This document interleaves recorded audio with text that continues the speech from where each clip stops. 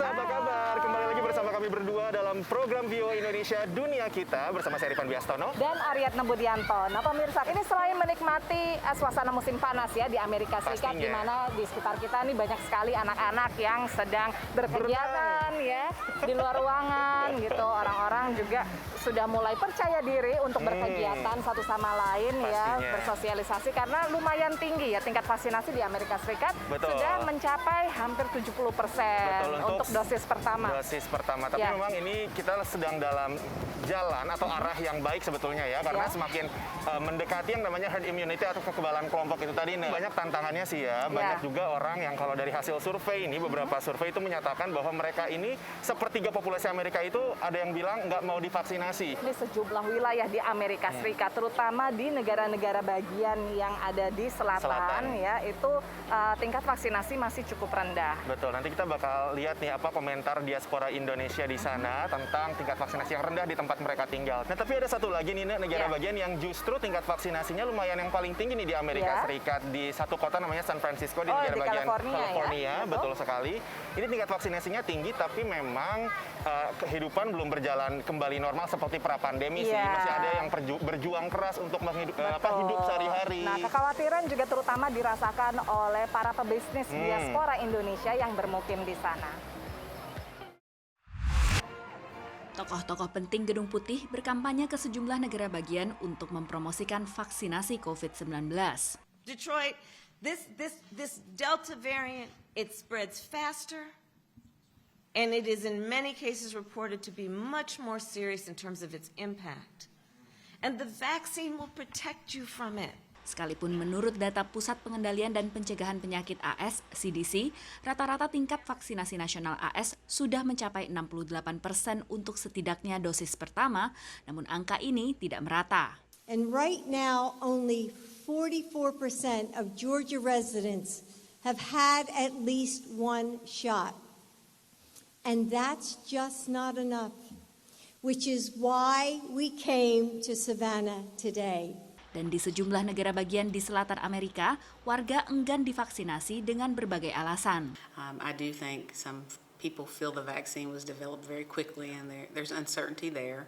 8 dari 10 negara bagian yang menduduki peringkat terendah vaksinasi di Amerika Serikat adalah negara bagian di selatan Amerika. Sekalipun tinggal di daerah dengan tingkat vaksinasi rendah, antusiasme diaspora Indonesia untuk mendapatkan vaksin dinilai tinggi. Mereka punya sanak saudara di Indonesia, mereka tentunya membandingkan dengan kondisi Indonesia yang sekarang ini sungguh memprihatinkan, dan bahkan vaksin aja mereka nggak ada di sini. Vaksin yang hebat-hebat itu melimpah ruah kok tidak dimanfaatkan. Jadi mungkin itu motivasinya yang ada. Selain dari latar belakang pengetahuan atau kemurnian pandangan sains dan pengetahuan ya. Sementara diaspora pemilik restoran di Atlanta, Georgia, yang sudah mulai beroperasi lagi, tetap akan mengandalkan protokol kesehatan untuk perlindungan terhadap COVID-19. Kita encourage our employee buat vaksin. Cuma ada juga kan yang mereka yang no, I don't want to vaksin. Jadi kita nggak bisa push juga gitu loh. Kita ya udah saling trust aja. Yang penting kita tetap prokesnya ya, cuci tangan, sanitizer, semuanya tetap diperhatikan itu. Selain pendekatan vaksinasi yang lebih personal di dalam komunitas etnis dan keagamaan, upaya kampanye vaksin Gedung Putih kini juga ditargetkan ke warga muda AS usia kurang dari 24 tahun yang tingkat vaksinasinya baru mencapai 50%. Demikian laporan VOA. Pandemi setahun lebih memukul pemasukan usaha kecil dan menengah, termasuk restoran Kerimachi Ramen di San Francisco, negara bagian California milik diaspora Indonesia. Kita nggak pernah tutup actually, karena kita termasuk yang essential, jadi kita tetap buka, cuma salesnya tuh drop 95%. Usaha milik diaspora Indonesia lain, Marina Flora Design, justru mengalami peningkatan order karena memindahkan penjualannya ke online. Apparently people work from home and like nobody can see anybody, the parents, the mother, the sister, so they send like a birthday bouquet, they send like a get well, even a funeral. So the funeral, you can even attend the funeral.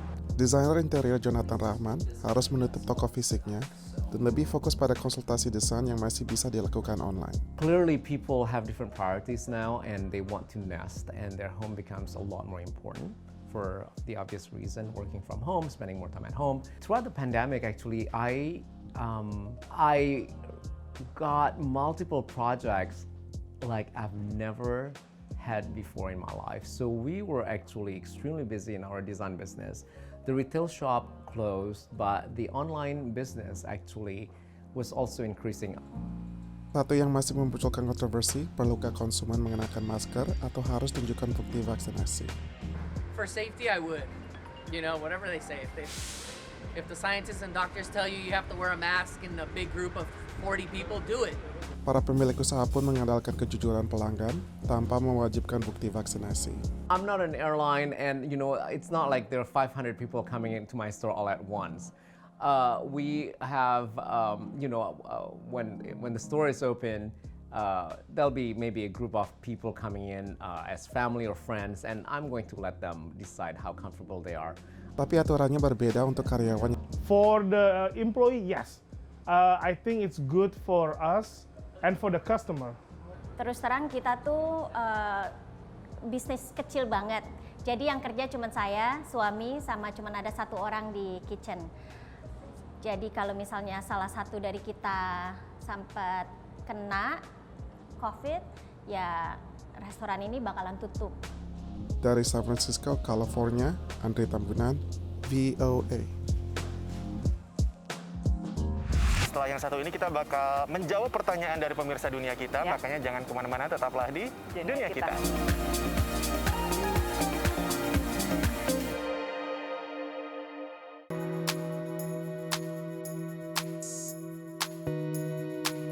Anda masih menyaksikan Dunia Kita yang kami bawakan dari pinggir kali. Dari pinggir kali sih emang. Iya, dari pinggiran Sungai Potomac di Washington DC. Betul. Nah, sekarang waktunya untuk menjawab pertanyaan dari pemirsa Dunia Kita. Kita bakal menyapa Ibu Wiji yang ada di Surabaya. Halo.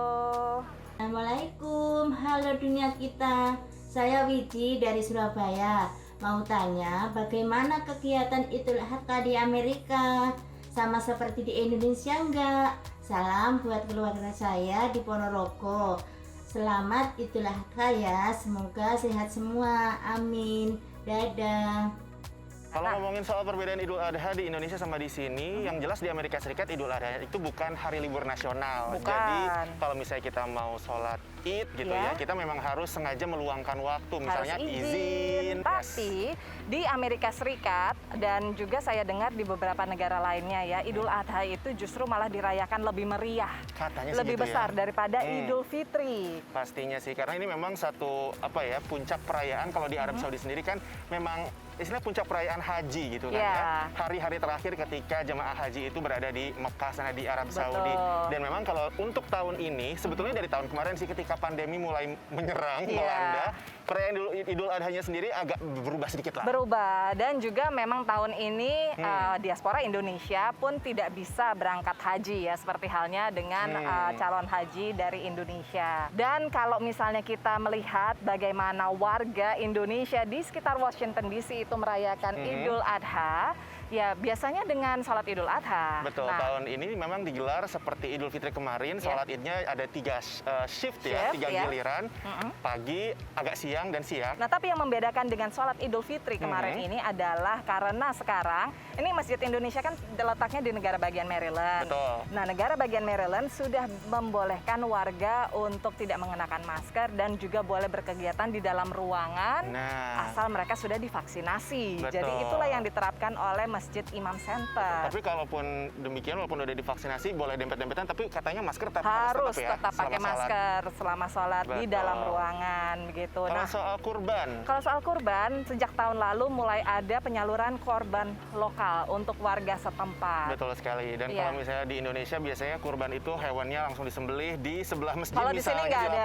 Di sini nggak boleh. Aturannya ketat ya. Iya, jadi harus Masjid Imam Center itu harus bekerja sama dengan rumah potong hewan tertentu, dan mereka menyembelihnya di sana. Kurang lebih seperti itu Bu Wiji, perbedaan Idul Adha di Indonesia dan di Amerika Serikat. Betul. Tapi memang ini momen yang sangat dirayakan ya. Seperti juga ini nih, ada satu hal yang menjadi sejarah di Amerika Serikat dan dirayakan oleh lumayan banyak warga muslim di Amerika Serikat. Ini adalah cerita tentang seorang warga muslim Amerika keturunan Pakistan yang baru-baru ini disetujui untuk menjadi hakim federal Amerika Serikat. Juni lalu, Zahid Quraisy mendapat konfirmasi Senat Amerika Serikat sebagai hakim federal Muslim yang pertama di negara ini.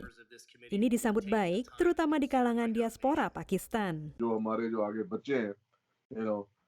It's the light at the end of the tunnel.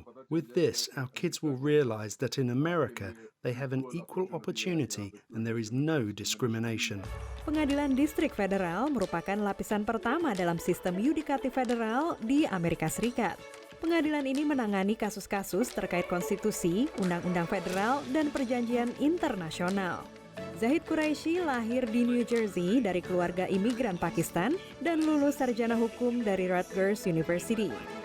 Selain praktek pribadi, Zahid juga mengabdi sebagai jaksa federal di Pengadilan New Jersey selama 5 tahun. Salah satu yang menominasikan Zahid adalah American Pakistani Public Affairs Committee, LSM, yang aktif mengkampanyekan keragaman dalam sistem pemerintahan di AS. You'll notice that Zahid Qureshi is so popular that all Senate Democrats and as many as 15 or 18 Republican senators voted for him. We just want to ensure that our community is part of the decisions that are being made about our future. So when we have one of our own in that position, we get the confidence that we are represented. Hakim Quraisy bergabung dalam Angkatan Bersenjata AS setelah peristiwa 11 September sebagai jaksa militer. Ia bertugas di Irak dan Kementerian Keamanan Dalam Negeri pada akhir pemerintahan Presiden George W. Bush. Peran tersebut menuai kritik, terutama mencuat setelah nominasinya sebagai hakim federal New Jersey. We wanted the White House and the Senate Judiciary Committee to probe unanswered questions about Judge Qureishi's experience as a detention legal advisor in Iraq at a time when there was rampant prison abuse, and also his tenure at ICE in the last year of the Bush administration. You know, Muslim Americans, are really kind of many times just on the receiving end of bad policy, for lack of a better term, when it comes to, the U.S. military and when it comes to immigration. And so he's coveted himself as being part of the U.S. military and being part of a system that prevents immigration. And so this is what scares a lot of Muslim Americans. Kantor Hakim Quraisy menolak memberikan pernyataan saat VOA menghubungi. Dari kota New York, VOA.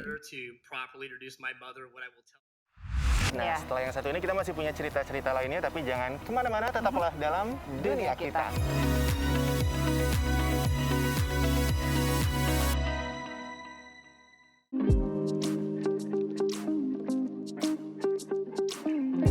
Nah, kalau misalnya lihat beberapa hari ke depan ini, tanggal 20 Juli kan kita merayakan Idul Adha gitu kan ya. Tapi ini juga jadi hari yang bersejarah. Kita memperingati mendaratnya Apollo 11 di bulan tahun 69 lalu kan. Buzz Aldrin. Nah, ini juga jadi momen yang bersejarah beberapa waktu terakhir ini ketika seorang pebisnis miliarder pecinta adrenalin, Richard Branson, asal Inggris, betul sekali, ini baru saja kembali dari penerbangan antariksa. 15 menit sih, singkat. Betul, dan bisa ngerasain anti gravitasi sih. Tapi memang ini bersejarah karena ini kan pertama kalinya ya dilakukan dengan tujuan untuk mempromosikan wisata antariksa. Wah, luar biasa. Luar biasa. Tapi juga ada sebuah kegiatan ya yang tidak lazim juga. Ini mungkin di masa depan akan menjadi sebuah kegiatan yang lebih lazim lagi. Normal-normal aja gitu ya, wajar. Ini dipromosikan oleh sekelompok perempuan Latina di Amerika. Mereka melakukan kegiatan ini, riding moge. Ya, jadi langsung aja pemirsa kita lihat liputannya. Miliarder eksentrik penggila adrenalin Richard Branson terbang keluar angkasa dengan pesawat roket bersayap, membawa wisata ruang angkasa selangkah lebih nyata. Bersama 5 awak dari perusahaan wisata luar angkasanya, Virgin Galactic, pria 71 tahun ini mencapai ketinggian 86 km di atas gurun New Mexico. Cukup untuk merasakan anti-gravitasi selama 3-4 menit sambil menyaksikan lengkungan planet bumi sebelum kembali ke landasan pacu. 1,000 feet and climbing. I was once a child with a dream, looking up to the stars. Now I'm an adult in a spaceship. Just imagine what you can do. Hey! Penerbangan 15 menit itu menjadi ajang promosi Virgin Galactic yang akan menerima pelanggan berbayar untuk wisata keluar angkasa mulai tahun depan. Branson menjadi orang pertama yang terbang dengan pesawat ruang angkasanya sendiri, mengalahkan orang terkaya di bumi Jeff Bezos 9 hari lebih cepat. Pendiri maskapai Virgin Atlantic ini harusnya baru akan terbang akhir musim panas. Tapi ia memutuskan terbang lebih awal setelah Jeff Bezos mengumumkan rencana terbang keluar angkasa dari Texas pada 20 Juli, bertepatan 52 tahun peringatan pendaratan Apollo 11 di bulan. Branson membantah adanya persaingan. I've said this so many times, it really wasn't a race, but we're just delighted that everything went so fantastically well. We wish Jeff the absolute best, and the people are going up with him during his flight. Perusahaan Jeff Bezos, Blue Origin, berniat mengangkut wisatawan ke area garis Karman pada ketinggian 100 km yang diakui Federasi Penerbangan dan Antariksa Internasional sebagai batas ruang angkasa. $28 million. Juni lalu, Blue Origin melelang 1 kursi untuk umum yang ingin ikut penerbangan perdana pesawat ulang-alik mereka, New Shepard. How exciting was that? $28 million. Imagine what it would feel like. Sementara SpaceX yang sudah lebih dulu meluncurkan beberapa astronot ke stasiun ruang angkasa NASA dan membangun pesawat untuk ke bulan dan Mars, berencana mengajak turis mengorbit bumi beberapa hari dengan ongkos jutaan dolar pada September. Dari Washington DC, VOA. We're auctioning 1 seat to benefit our foundation, Club for the Future. Sudah 15 tahun sejak Lydia Race lulus kursus mengendarai motor besar dengan mendapat pujian. Menurut Lydia, mengendarai moge atau motor besar terasa seperti terbebaskan. When you start learning how to ride and you conquer that fear, that helped me throughout the years, believe it or not. So to me, it was more of like, if I can do this, I can do anything else. Lydia mengatakan ia juga belajar melawan stereotip gender di dunia moge yang pengendara perempuan masih menjadi minoritas. Dan Lydia mendapat dukungan penuh suaminya. Clubs, riders, they feel like it's a man's world, and the women need to be on the back end, and they do and say as the man does. I look at it different, if they're capable of doing it, why not? More power to you. Let's do this. Lydia membeli sepeda motor Harley Davidson pertamanya pada tahun 2013 setelah anak-anaknya lahir, dan ia memodifikasinya sendiri. Kini ia mulai berpikir untuk menjadi mekanik sepeda motor profesional. Rencana Lydia untuk naik motor besar begitu kuat sehingga ia mendirikan klub motor perempuan bernama Biker Chicks. Lydia mengatakan ini adalah klub tempat perempuan seperti dirinya bisa bebas dari stereotip dan memacu moge, sembari saling mendukung dan berbagi mengenai rencana mereka. I don't worry about anything. I don't worry about the house. I don't worry about the kids. I don't worry about having to cook, do I need to do laundry, dishes, none of that. I don't have to worry about any of that when I'm on my bike. When I'm on my bike, I'm me. I'm not the wife, I'm not the mom, I'm me. Menurut para perempuan ini, meski berlatar belakang berbeda, namun mereka bisa saling berbagi rasa kebersamaan. Karena melalui moge, mereka mendapatkan pemberdayaan, kebebasan, dan kemandirian. Dari Los Angeles, VOA. Lewat liputan tadi, maka tuntas sudah dunia kita episode kali ini. Tapi Anda bisa nonton dunia kita serta program VOA yang lainnya di situs kami www.voaindonesia.com atau di YouTube channel VOA Indonesia. Dan jangan lupa juga untuk menjadi sahabat kami di akun media sosial VOA Indonesia di Facebook, Twitter, dan Instagram. Dan kalau misalnya teman-teman juga punya pertanyaan seperti tadi Ibu Wiji di Surabaya soal kehidupan di Amerika Serikat, perbandingan soal apa yang ada di Indonesia dan di sini, silakan kirimkan video pertanyaannya lewat Instagram VOA Indonesia di direct message aja atau ke Instagram Kami kita berdua ya, boleh ya. Kami undur diri dulu pemirsa, sampai ketemu lagi. Saya Aryatna Budianto dan saya Rifan Biastono. Dadah. Bye.